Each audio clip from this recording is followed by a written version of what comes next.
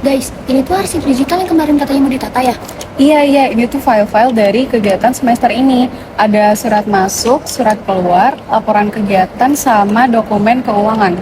Sumpah ini sih benar-benar chaos banget sih, berantakan banget, nggak tertata banget ini. Coba lihat tuh apa? Wah gila sih Naura. Menurut gua, kalau lu cuma disuruh cari satu surat, gua bisa nangis sih melihat lu. Iya sih, itu tuh bukan penyimpanan arsip, udah kayak kuburan arsip. Sumpah, tapi tuh ini emang dari beberapa orang yang ngumpulin, jadi nama file tuh beda-beda. Berarti masalah kita tuh jelas ya, file kita tuh nggak terstruktur, terus juga penamaannya juga masih berantakan, nggak ada klasifikasinya juga gitu. Bener-bener, setuju sih gua. Guys, mending kita bagi tugas aja ya. Nih, kok lu bikin struktur folder sesuai jenis arsip. Nanti Eza bikin daftar arsip di Excel. Terus nanti gue sama Naura yang nge-rename file terus buat masukin ke folder sesuainya. Oke, ini gua buka dulu ya. Oke. Oke, gue langsung buatin spreadsheet-nya ya. Gua bantu buka dokumen-dokumennya deh biar tahu jenisnya apa. Juga, lu kenapa pindah? Oh, ini gue lagi buat folder induknya dulu. Oh iya, nanti buat folder induknya gue bakal namain arsip underscore 2006. Terus gue bakal dipecahin per kategori ya, yaitu ada surat masuk, surat keluar, laporan kegiatan, keuangan, sama notulen rapat dan dokumentasinya. Kenapa harus dipisah gitu deh? Matt, biar gampang temu kembali. Kalau surat masuk nyampur sama laporan kegiatan, nanti pikirannya bakal ribet. Nih, gini ya, klasifikasi ini ibaratkan kayak lemari arsip, cuman versi digitalnya. Bener sih, apalagi kalau udah numpuk 1 tahun. Iya sih.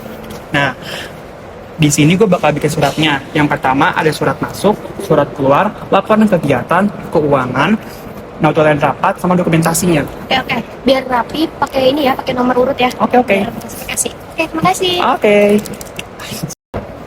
Ini ada file namanya final fix beneran. Ini apaan deh?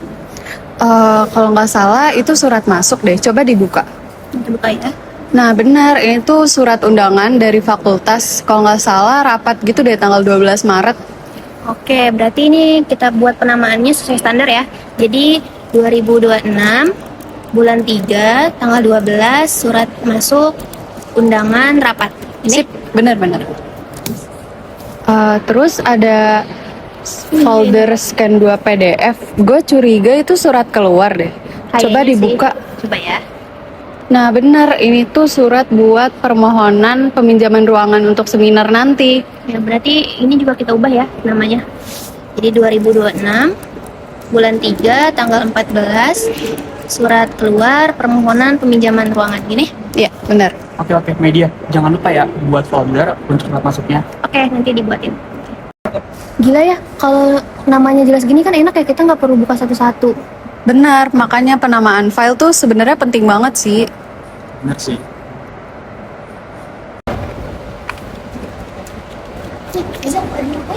Ini gue lagi bikin daftar arsipnya, jadi ini tuh kayak agenda surat kan, cuman bentuknya digital. Terus gue juga udah bikin kolomnya, itu ada nomor, ada tanggal, jenis arsip, terus ada perihal, unit, sama lokasi filenya. Oh, lokasi file itu maksudnya apa folder?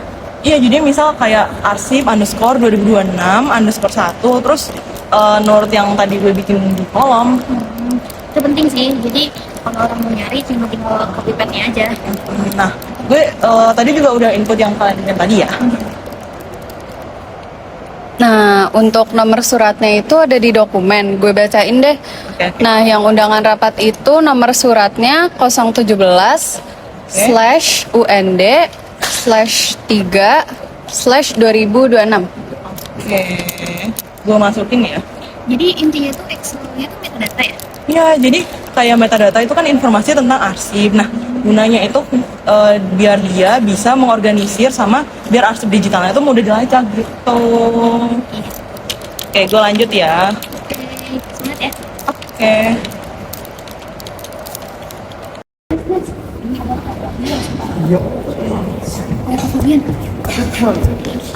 Halo teman-teman, pada apa nih? Halo Kak, kita lagi ngerapin arsip digital organisasi nih Kak.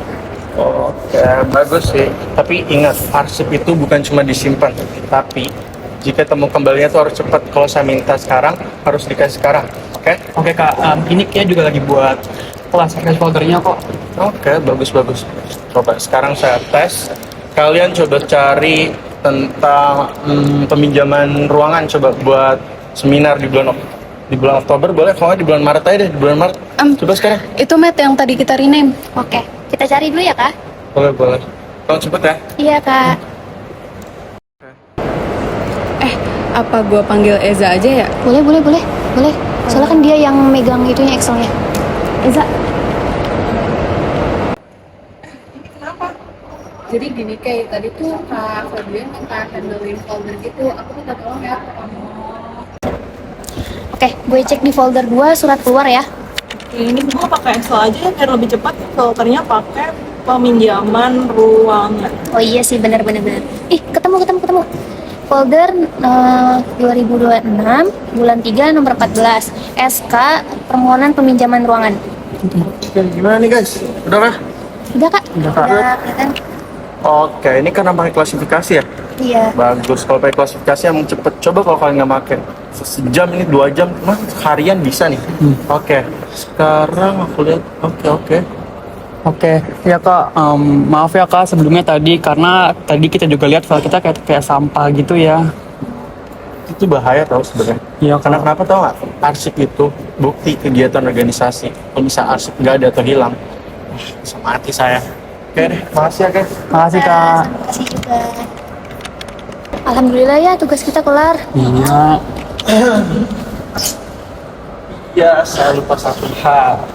Coba kalau misalnya laptop atau media yang kalian pakai itu rusak atau banyak virusnya mungkin, gimana? Berarti harus hilang semua ya kak. Nah itu betul. Makanya arsip digital tuh harus di backup.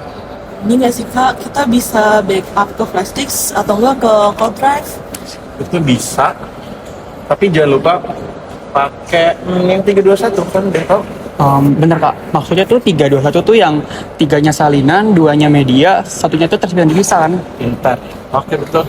Berarti ini kita nanti simpennya di laptop, di flash disk, sama di Google Drive. Oke, sip, betul itu udah lumayan. Oke, Kak. Jangan lupa ya guys. Iya. Makasih kak. Terima kasih kak. Nah, makanya komunikasi dan arsip itu saling berkaitan. Arsip adalah komunikasi formal di organisasi. Semua surat, laporan, notulen itu merupakan komunikasi formal di organisasi. Kalau arsip tidak tertata, informasi organisasinya jadi nggak nyambung dan kerjanya jadi lambat. Apalagi kalau metadata nggak ada, nanti akhirnya bakal jadi kacau, terus komunikasi internal juga nggak karuan. Jadinya pusing deh.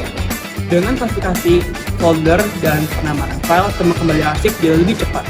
Terus dengan backup arsip digital jadi lebih aman dari kehilangan. Oleh karena itu, komunikasi yang baik dalam organisasi memastikan informasi tersampaikan secara jelas dan tepat, sehingga proses penciptaan, pengelolaan, penyimpanan, hingga penemuan kembali arsip dapat berjalan dengan lancar, teratur, dan minim kesalahan.